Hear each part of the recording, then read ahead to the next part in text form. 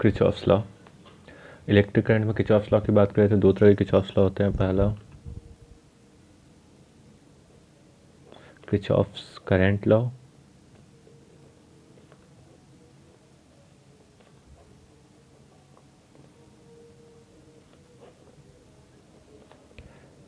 क्योंकि ये जंक्शन पे अप्लाई किया जाता है इसीलिए लोग किरचॉफ्स जंक्शन लॉ भी कहते हैं।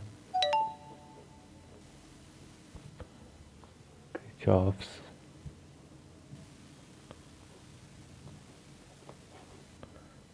Junction law. दूसरा जो होता है हमारा किरचॉफ्स वोल्टेज लॉ, क्योंकि क्लोज लूप में अप्लाई किया जाता है इसलिए इसको किरचॉफ्स लूप लॉ भी कहते हैं हम।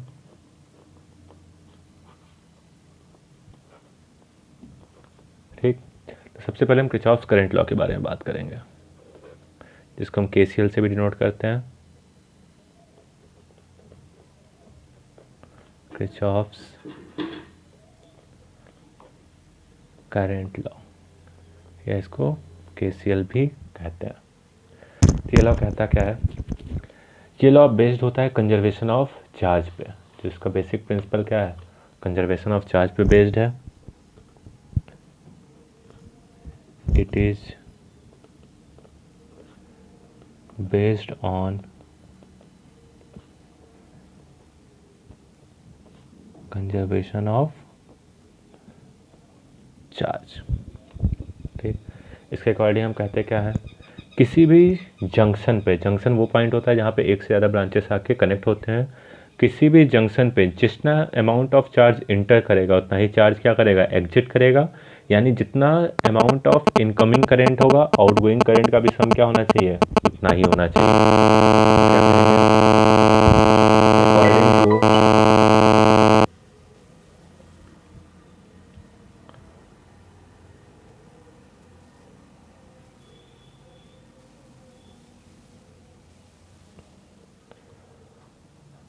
According to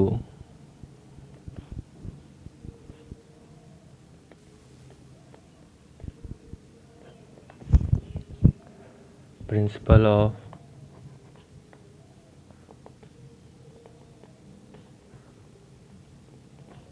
conservation of charge,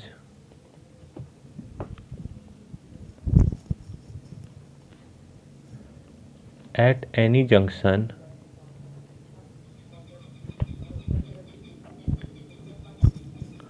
of electrical circuit, at any junction of electrical circuit, sum of all the current flowing into the junction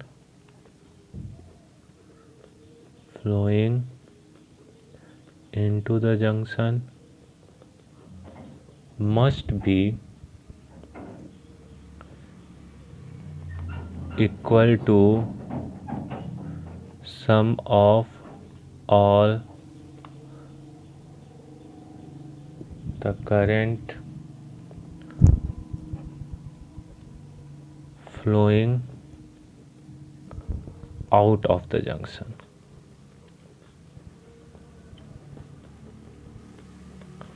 ठीक, जितना करंट इंटर करेगा उतना ही करंट क्या करेगा?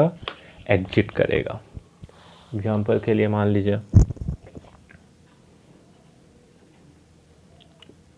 कोई जंक्शन है ऐसे जहाँ I1 I2 करंट इंटर कर रहा है, I3 I4 और I5 एग्जिट कर रहा है। तो हम क्या कहेंगे? I1 plus I2 will be equal to I3 plus I4 plus I5। इतना करंट इंटर किया, ये तीनों ब्रांचेस से एग्जिट कर रहा है, तो current incoming should be equal to current outgoing. इसको एक और तरीका है रिप्रेजेंट करने का। अगर इसी इक्वेशन को हम लिखें तो हम ऐसे भी लिख सकते हैं I1 plus I2 minus I3 minus I4 minus I5 is equal to 0। यानी इसको इस तरह रिप्रेजेंट करते हैं sum of all the incoming current और outgoing current should be equal to zero. अगर सम ऑफ इनकमिंग करंट की बात करेंगे तो जितने इनकमिंग होंगे पॉजिटिव होंगे और जितने आउटगोइंग होंगे वो क्या होंगे, अपोजिट डायरेक्शन यानी नेगेटिव लिए जाएंगे, जैसे यहाँ पर है। तो इन सब का सम क्या होगा, जीरो। या दूसरा तरीका है, जितना भी आप आउटगोइंग की बात करें तो जितने आउटगोइंग है सबको पॉजिटिव लिया जाएगा और इनको क्या लिया जाएगा, नेगेटिव, तब भी रिजल्ट क्या आएगा, सेम आएगा। तो अनदर वे क्या है रिप्रेजेंट करने का इस लॉ को, तो algebraic sum of all the current in all branches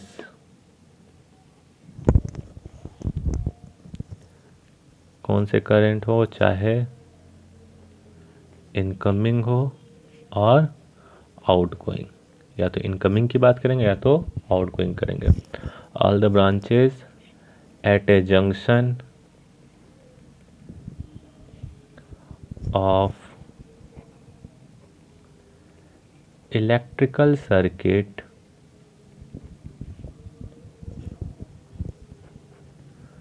will be equal to zero. ठीक, ये हमारा किरचॉफ्स करंट लॉ होता है। इसको यूज कैसे करते हैं देखते हैं।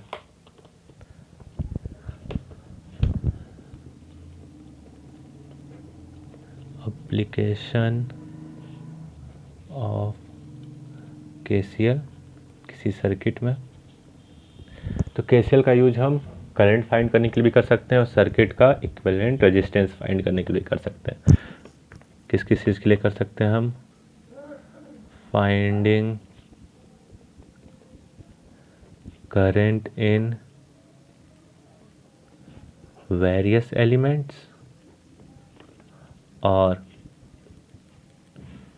Finding equivalent resistance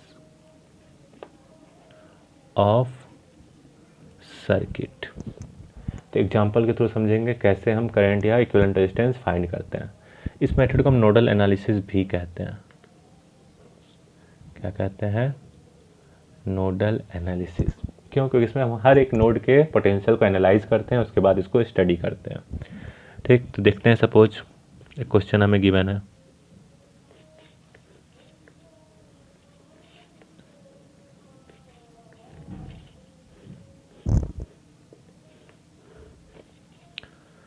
five ohm 3 ओम 6 ओम के रेजिस्टेंस है, 14 वोल्ट की बैटरी लगी हुई है। तो हमें क्या करना है, हर एक एलिमेंट में करंट फाइंड करना है और इस सर्किट का इक्विवेलेंट रेजिस्टेंस फाइंड करना है। तो हम कहते हैं क्या है, जो निगेटिव टर्मिनल है बैटरी का उसको हम क्या मानते हैं, 0 वोल्ट पर, और पॉजिटिव टर्मिनल को मैक्सिमम यानी 14 वोल्ट पे, ताकि इसका पोटेंशियल डिफरेंस क्या आ रहा है, 14। ये 0 है भाई, यहाँ पे कोई भी एलिमेंट नहीं है, यानी क्या होगा, इक्वी पोटेंशियल, तो ये भी क्या होगा, 0, एंड दिस विल बी 14। ठीक, ये पॉइंट क्या है हमारा, जंक्शन है, अननोन, यहाँ का हमें पोटेंशियल नहीं पता, हम मान लेते हैं यहाँ का पोटेंशियल क्या है, x। ठीक, अब by KCL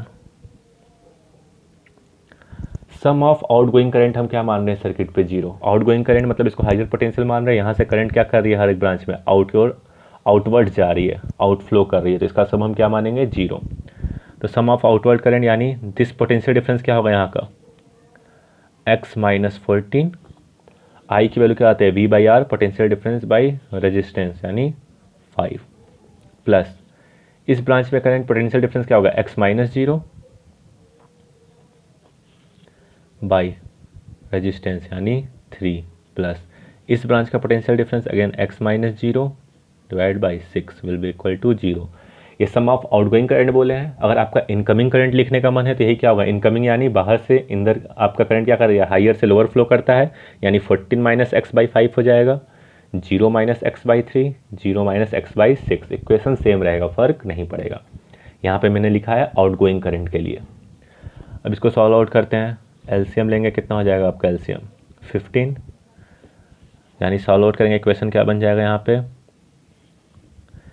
6x minus 84 plus 10x plus 5x will be equal to 0। Rearrange करेंगे इसको, कितना हो जाएगा ये 21x will be equal to 84, यानी x is equal to 4 volt. ठीक, अब हम चाहे तो करंट निकाल सकते हैं हर एक ब्रांच में। जैसे करंट इन 5 ओम रेजिस्टेंस हमें लिखना है, तो कितना हो जाएगा, potential difference 14 minus x divided by 5, x की वैल्यू 4 है, यहाँ पे रख देंगे 10/5 यानी 2 ampere. Similarly current in 3 ohm resistance यानी x माइनस 0 यानी 4/3 ampere. And similarly current in 6 ohm resistance यानी x माइनस 0/6 यानी 4/6 यानी 2/3 एम्पियर। ठीक, इक्विवेलेंट रेजिस्टेंस निकालना है, तो हमें मालूम है R इक्विवेलेंट होता क्या है, potential by battery divide by current by battery. अब ये बैटरी कितना करंट सप्लाई कर रहा होगा, जितना ये दोनों रेजिस्टेंस मिल के ले रहे हो या जितना 5 ओम ले रहे हो। तो 5 ओम कितना रेजिस्टेंस ले रहा है, कितना करंट ले रहा है यहाँ से, तो हम क्या कहेंगे, बैटरी का पोटेंशियल कितना है 14 divided by current in 5 ohm resistance, जो कि क्या है 14 माइनस एक्स बाई 5, जिसकी वैल्यू हमने निकाली हुई है 2, यहाँ पे रख देंगे। तो कितना आ जाएगा आर इक्विवेलेंट 7 ओम। तो इस सर्किट का आर इक्विवेलेंट कितना हो जाएगा 7 ओम। ठीक, क्योंकि हमें मालूम है, जब हमने लिखा था स्टार्टिंग में, जब इक्विवेलेंट रेजिस्टेंस की बात की थी, तो हमने क्या कहा था कि इक्विवेलेंट रेजिस्टेंस क्या होता है, potential of battery divided by current supplied by battery, वो हमें आर इक्विवेलेंट देगा। उसी कॉन्सेप्ट को हम यूज़ करके केसीएल से इक्विवेलेंट रेजिस्टेंस भी फाइंड आउट कर सकते हैं। तो ये एप्लीकेशन ऑफ केसीएल होता है वेरियस एलिमेंट में करंट फाइंड करने के लिए या इक्विवेलेंट रेजिस्टेंस फाइंड करने के लिए।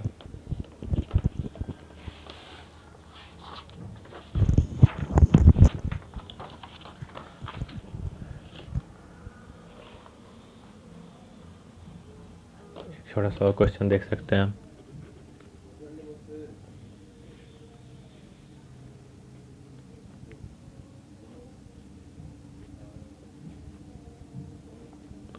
मान ली कोई ब्रांच है,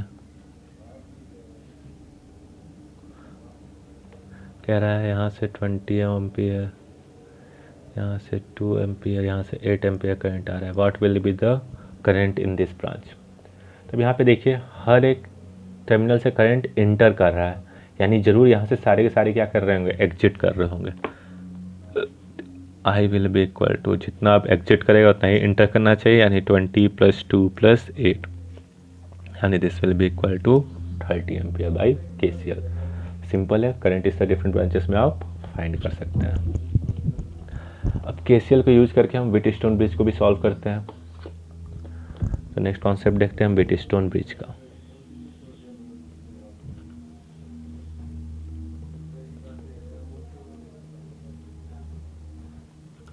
तो व्हीटस्टोन ब्रिज होता क्या है, ये रेजिस्टेंस का इस तरह का अरेंजमेंट होता है जिसमें रेजिस्टेंस क्या होते हैं ना, एक दूसरे के साथ सीरीज में होते हैं, ना एक दूसरे के साथ पैरेलल होते हैं। फॉर एग्जांपल ये combination,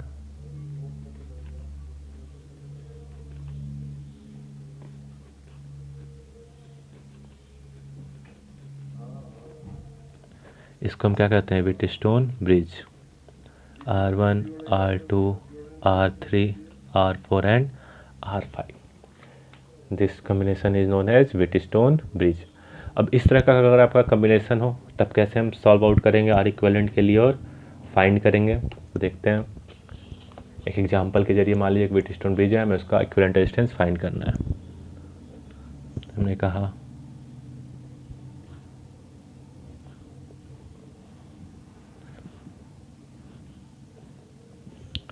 suppose 4 Om, 2 Om, 2 Om, 8 ohm and 4 ओम, ये हमारा व्हीटस्टोन ब्रिज है। कह रहा है find R equivalent of the circuit, find R equivalent. अब यहाँ पे रेजिस्टेंस ना सीरीज में है ना पैरेलल में है, तो आप वो यूज करके तो आर इक्विवेलेंट फाइंड कर नहीं सकते हैं। तो हम करते क्या है, यहाँ पे हम केसीएल यूज करेंगे। ठीक, हम एज्यूम कर लेते हैं कि हमने क्या किया, यहाँ पे एक 100 वोल्ट का बैटरी कनेक्ट कर दिया। We assumed it. ठीक, जैसे हम कैपेसिटेंस में करते थे, 100 वोल्ट का बैटरी हमने एज्यूम किया, यहाँ पे हमने कनेक्ट कर लिया। अब नोडल एनालिसिस के जरिए क्या करेंगे हम, डिफरेंट नोड्स का पोटेंशियल, नेगेटिव वाला 0 वोल्ट, पॉजिटिव वाला 100 वोल्ट। ठीक,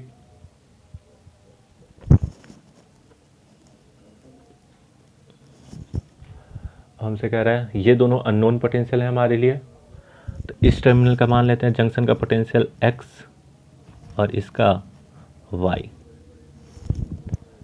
ठीक, अब इन दोनों जंक्शन के लिए क्या लिखें हम, केसीएल अप्लाई करेंगे इन जंक्शंस के लिए। ठीक, तो by KCL for junction x, तो सम ऑफ आउटगोइंग करंट यहाँ पे क्या होना चाहिए, 0।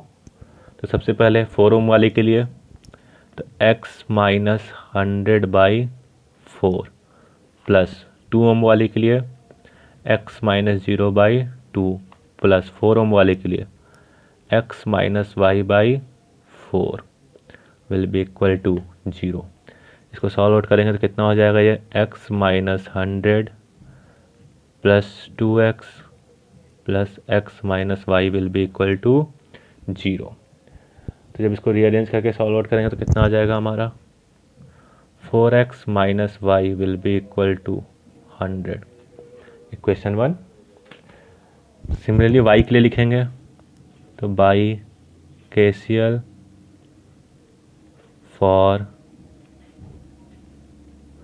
जंक्शन y जंक्शन के लिए जब केसीएल अप्लाई करेंगे तो क्या होगा हमारा, 2 ओम में रेजिस्टेंस जो फ्लो करेगा कितना हो जाएगा हमारा, y minus 100/2 plus y minus 0/8 and third branch कौन सी है, y minus x/4 will be equal to 0।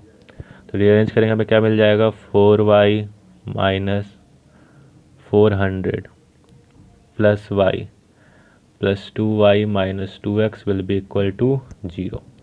यानी यहाँ से हमें क्या मिल जाएगा, 7y minus 2x will be equal to 400, equation 2। अब सॉल्व आउट करना है तो हम क्या करते हैं, इक्वेशन 2 में 2 का मल्टीप्लाई करके इसमें ऐड कर देते हैं। जब इक्वेशन 2 में हम इंटू 2 करेंगे तो क्या बन जाएगा हमारा, 14y minus 4x will be equal to 800। दोनों को ऐड कर देंगे तो हमें क्या मिलेगा, 13y will be equal to 900, यानी y इज इक्वल टू 900/13। ठीक, y की वैल्यू मिल गई, यहाँ पे पुट करिए इक्वेशन में तो x की वैल्यू कितनी आ जाएगी, x will be equal to 100 minus 100 plus y/4। तो 100 प्लस y करेंगे तो कितना हो जाएगा, 13 प्लस 900, 2200/13 इंटू 4, यानी ये क्या आ जाएगा, 550/13 वोल्ट। ठीक, तो एक्स और वाई का हमारे पास पोटेंशियल आ गया। हमसे पूछा क्या है, इस सर्किट का आर इक्विवेलेंट पूछा है। करंट पूछा होता तो करंट हम निकाल सकते थे, फिलहाल आर इक्विवेलेंट पूछा है तो हमें मालूम है इस सर्किट के लिए आर इक्विवेलेंट होगा क्या, R equivalent will be equal to potential of battery divided by current by battery. तो पोटेंशियल ऑफ बैटरी तो हमें मालूम है कितना है, 100 divided by current of battery कितना होगा, इस ब्रांच में और इस ब्रांच में जो करंट जा रहा होगा वही दोनों कंबाइन होकर इस बैटरी से वापस जाएगा, या ये भी कह सकते हैं इन दोनों ब्रांच में, तो दोनों में से किसी का भी करंट निकाल लीजिए। फिलहाल हम 2 और 8 की बात करते हैं, जितना करंट यहाँ से आएगा जितना करंट यहाँ से आएगा यही दोनों कंबाइन होकर बैटरी में फ्लो करेगा। तो करंट ऑफ बैटरी बताना है तो हम क्या कर सकते हैं, 2 ओम में रेजिस्टेंस जो कि कितना है, x/2, 8 ओम में रेजिस्टेंस जो कि कितना है, प्लस y/8, यही होगा। x और y की वैल्यू हमें मालूम है, यहाँ पे रख देंगे तो हमें क्या मिल जाएगा, 100/x/2, यानी कितना हो जाएगा आपका 275/13 प्लस y/8, यानी कितना हो जाएगा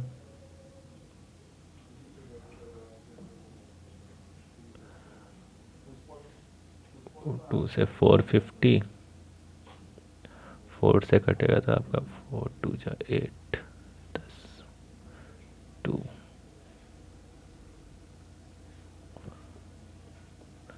225/26।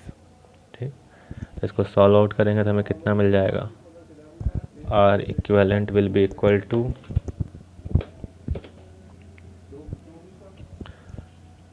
100/775/26, यानी जब इसको रीअरेंज करेंगे तो हमें मिल जाएगा 104/31। ठीक, तो इस सर्किट का आर इक्विवेलेंट कितना आ जाएगा, 104/31। समझ में आया कैसे निकाला? हमने पहले क्या किया, पोटेंशियल निकाल लिया एक्स वाई करके, फिर हमने बोला आर इक्विवेलेंट क्या होता है, potential of battery divided by current by battery. तो उस कॉन्सेप्ट को यूज़ करके इस सर्किट का हमने निकाल लिया। ये व्हीटस्टोन ब्रिज क्या है, अनबैलेंस्ड कंडीशन में। अगर इसी को हम बैलेंस्ड कर दें तो हमारा और सिंपल हो जाता है। तो अगर हम बैलेंस्ड कंडीशन में व्हीटस्टोन ब्रिज को पढ़ना चाहें तो कैसे करेंगे हम, तो बात करते हैं हम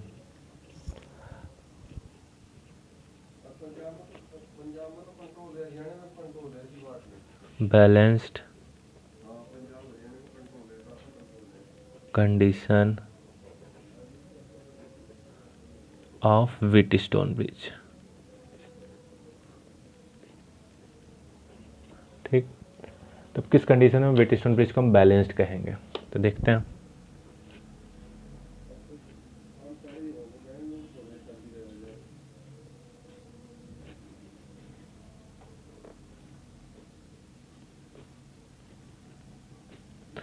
मान लीजिए कोई व्हीटस्टोन ब्रिज है, R1, R2, R3, R4 and R5 resistance है। हमने क्या किया, V वोल्ट का बैटरी यहाँ से कनेक्ट कर दिया। ठीक, तो ये पोटेंशियल क्या हो जाएगा, 0, ये हो जाएगा V। बैलेंस कंडीशन वो कंडीशन होता है जिसमें इस ब्रांच से कोई भी करंट फ्लो ना करे। ठीक, तो पहले जनरल कंडीशन लिखते हैं हम। यहाँ का पोटेंशियल क्या मान लेंगे, यहाँ का x, यहाँ का y। तो अकॉर्डिंग टू बाइकेशियल इक्वेशन क्या बनेगा, इस जंक्शन के लिए केसीएल लिखेंगे तो हम x minus V by R1 plus x by R2 plus x minus y by R5 will be equal to 0. Similarly, y minus v by R3 plus y by R4 plus y minus x by R5 is equal to 0. हम कह रहे हैं for balanced condition x should be equal to y, ताकि इस branch में कोई भी current ना फ्लो करे। For balanced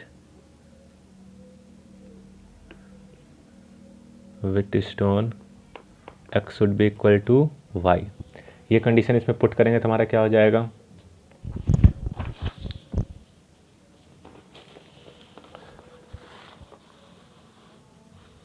x equal to y put करेंगे तो फर्स्ट इक्वेशन क्या बन जाएगा हमारा, x minus V by R1 will be equal to minus x by R2। ठीक, पहला इक्वेशन x माइनस वाई वाला टर्म 0 हो जाएगा। Similarly y minus V by R3 will be equal to minus y by R4। ठीक, क्योंकि x और y same है तो ये क्या बन जाएगा, इसको हम इस तरह भी लिख सकते हैं, x minus V by R3 will be equal to minus x by R4। Dividing equation 3 by equation 4, इन दोनों को डिवाइड कर देते हैं तो हमें क्या मिल जाएगा, R3 by R1 will be equal to R4 by R2,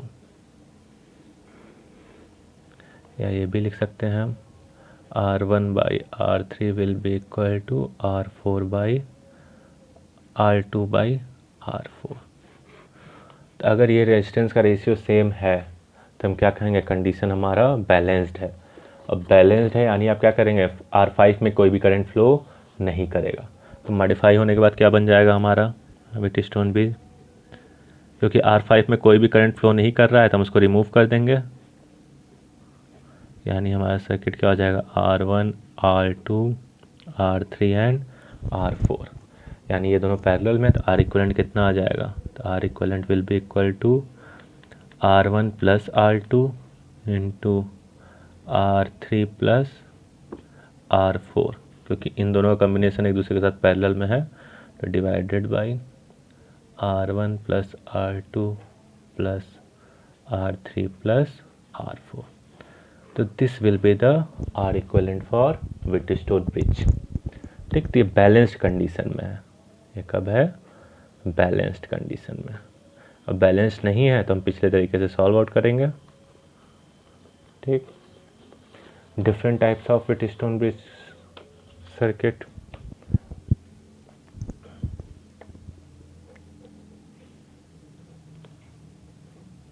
व्हिटस्टोन bridge को कैसे कैसे रिप्रेजेंट कर सकते हैं, तो एक रिप्रेजेंटेशन हमने देखा ही, बाकी देखते हैं। एक तरीका यह है,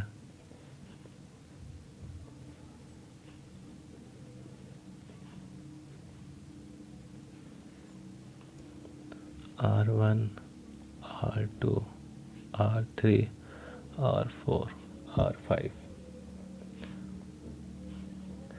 दूसरा तरीका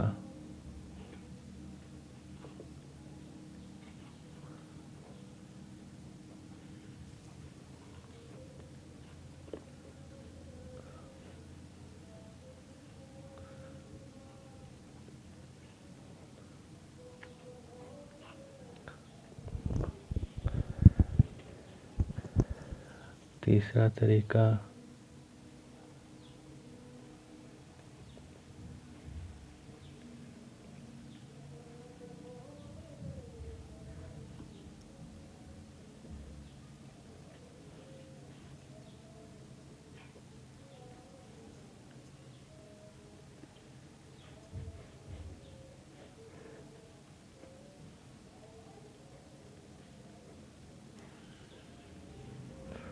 R4, या इसको ऐसे भी रिप्रेजेंट कर सकते हैं।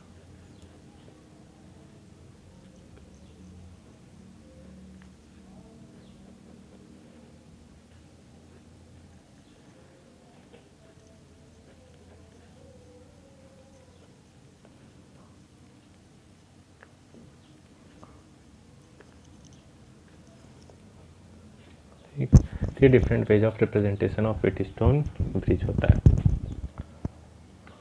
ठीक, अब next Kirchhoff's voltage law next lecture में देखेंगे आपको।